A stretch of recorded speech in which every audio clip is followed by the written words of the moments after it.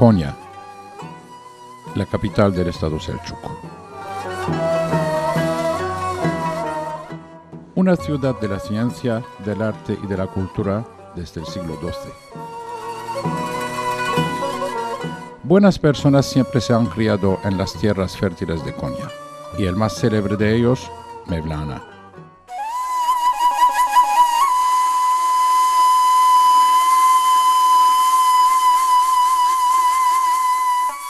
Mevlana Celaleddin nació en 1207 en la ciudad de Belj. En 1222 vino con su familia a Larende. Después de unos años, Mevlana aceptó la invitación de Alaaddin Keykubat y se mudó a Konya. Cuando se murió su padre, Bahattin Veled, fue enterrado en el Jardín de las Rosas del Palacio del Estado Selçuk. El convento de Mevlana, que se convirtió en külliye, es decir, un conjunto de edificios contiguos a la mezquita, con el pesar de los años, floreció dentro de este jardín de rosas. El domingo 17 de diciembre de 1273, Mevlana, abriéndose las alas a la vida eterna, fue enterrado en el lugar donde hoy en día se halla su tumba, delante de la cabeza de su padre.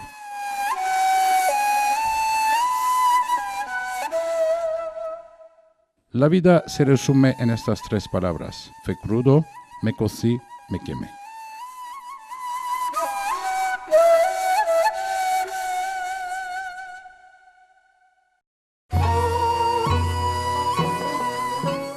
Mevlana frecuentemente enfatizó la necesidad de que todos se entendieran y que se miraran con tolerancia, y que la base de su ancho entendimiento y su propio punto de vista sobre la vida seguían la línea del profeta Mahoma y del Corán. Como Mevlana creía que el día de su muerte iba a ser el día de su encuentro con Allah, que él consideraba su amor más grande, él aceptaba que ese día como Shebi Arus, o sea, la noche de bodas. Las actividades para las ceremonias de Shebi Arus, que se hacen todos los años en el mes de diciembre en Konya, son las celebraciones del aniversario de la muerte de Mevlana. La Kubbe-i Hadra, la cúpula verde, de una altura de 25 metros, fue construida en 1274 por el arquitecto Bedrettin de Tebriz encima de 4 columnas gruesas que llevan el nombre Pata de Elefante. Con el paso de los años, el convento de Mevlana se fue desarrollando alrededor de la tumba con los anexos añadidos posteriormente. Llegó a asumir finalmente a su estado actual. El convento de la tumba Mevlevi se convirtió en el Museo Asara Atika de Konya en el año 1926. En el año 1954, con una nueva organización en el museo, el nombre fue cambiado en el Museo de Mevlana. Se entra al museo por la Cümle Kapısı, o la puerta principal, o la Dervishan Kapısı, la puerta de los derviches. Las otras puertas llevan los nombres Küstahan,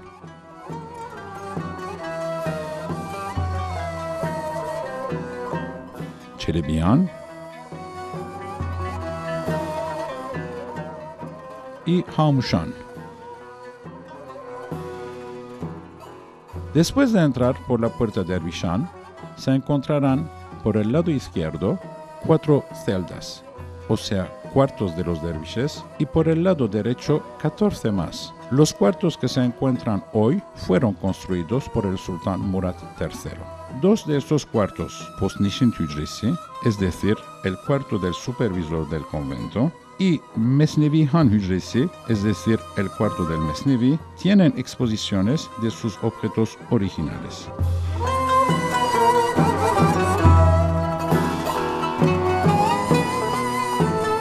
En las otras celdas hay una exposición de alfombras históricas y telas turcas.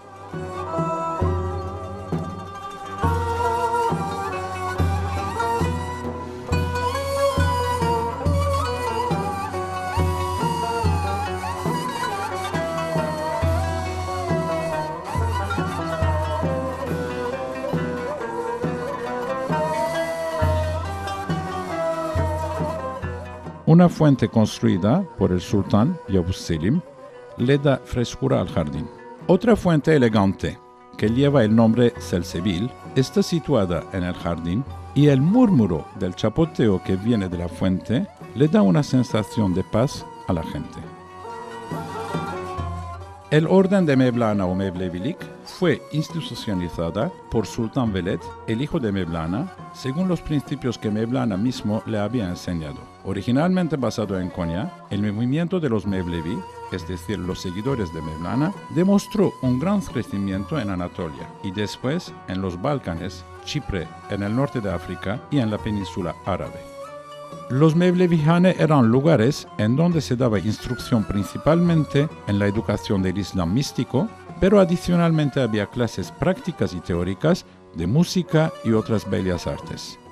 Dentro de los 1.000.000 días de privación, es decir, Chile, que se sometían los que eran candidatos a ser parte del orden de Mevlana, al lugar donde tomaban la mayoría de sus estudios se decía matbah, o sea, cocina en árabe, porque era el lugar donde la gente se cocía. A la vez era el lugar donde la comida se preparaba y se comía. En una pequeña parte había un taburete con una piel de animal tendida encima. Los candidatos que querían entrar al orden de Mevlana se sentaban encima de las rodillas sobre este taburete y observaban lo que se pasaba.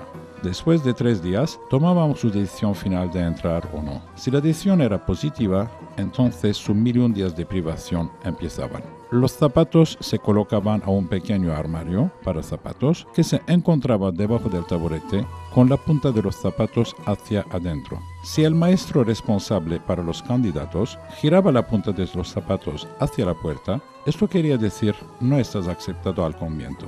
La segunda parte era hecha de madera. Aquí los candidatos tomaban sus clases de giros. Esta instrucción empezaba con el clavo de entrenamiento de la sema, es decir, ceremonia religiosa. La enseñanza empezaba con los giros que se hacen alrededor de un clavo que se colocaba entre los dedos más grandes del pie izquierdo, para que no se hiciera daño al pie y para poder girar con más facilidad y echaba sal al pie. Mientras giraban, la mano derecha se mantenía arriba y la mano izquierda se mantenía abajo. Esta posición significaba, somos un instrumento, tomamos de Dios, nos convertimos en cenizas. La moneda de los derviches se refiere a su lápida, su toga religiosa a su sudario y su suéter a su fosa.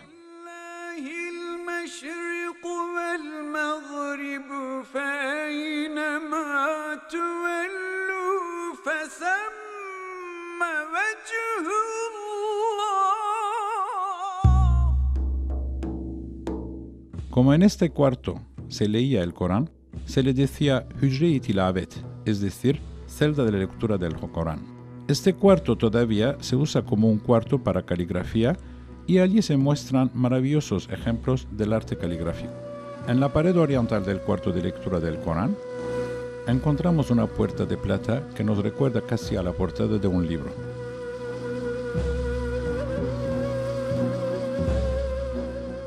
Después de pasar por la puerta de plata, llegamos al salón de la tumba que se llama Huzur-i Pir, es decir, el maestro de la paz.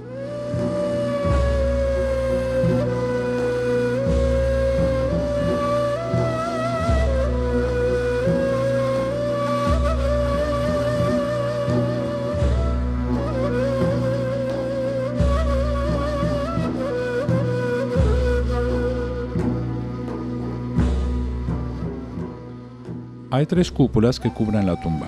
Una es la cúpula verde, las otras 2 se llaman Qubabul Aqtab, que quiere decir las cúpulas de los polos. Y allí están las fosas de unos parientes de Mevlana y de unos grandes maestros de su orden. En esta sección hay 31 fosas en total.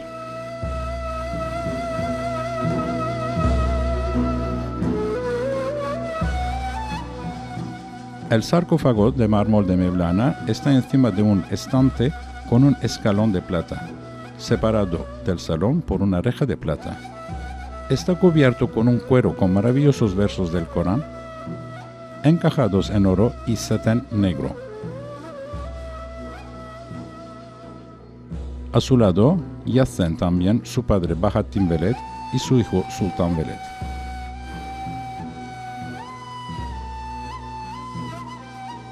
Los sarcófagos de los soldados de Jorazán también son de las obras más impresionantes del museo.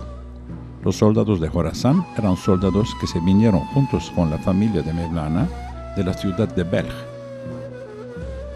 En el pie de las tumbas de los soldados de Jorazán había un nisantase, o sea, un plato de cobre usado para traer las lluvias fértiles de abril, grabando con la figura de un gallo. Al comienzo de las lluvias de abril, que se consideraban sagradas por los Mevlevis, la lluvia se recogía en calderas grandes y después de recibir una oración, el agua se distribuía a las casas de los Chelebi y a los nobles locales.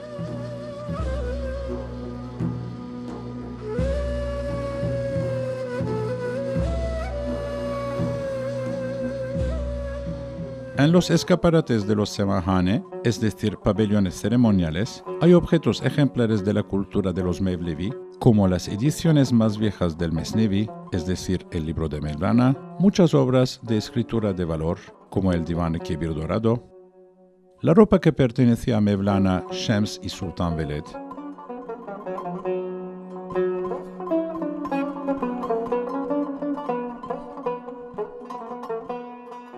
cuentas de oraciones e instrumentos musicales empleados para la música Mevlevi.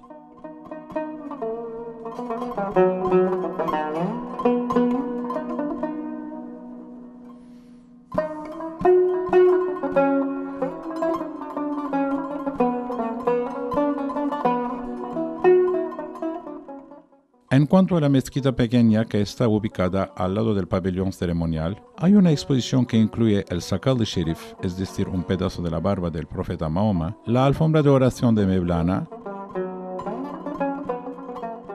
algunos objetos del convento, ejemplos de alfombras y quilims de valor, además de muchas obras de escritura de alto valor.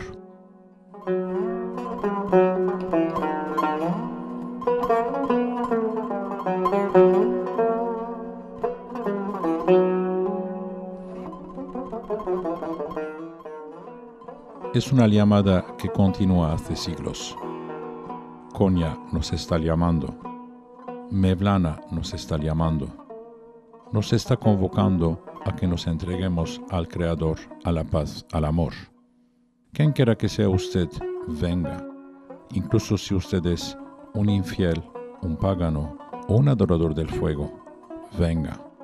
Nuestra hermanidad no es de desesperanza. Incluso si usted ha roto sus votos de arrepentimiento cientos de veces, venga.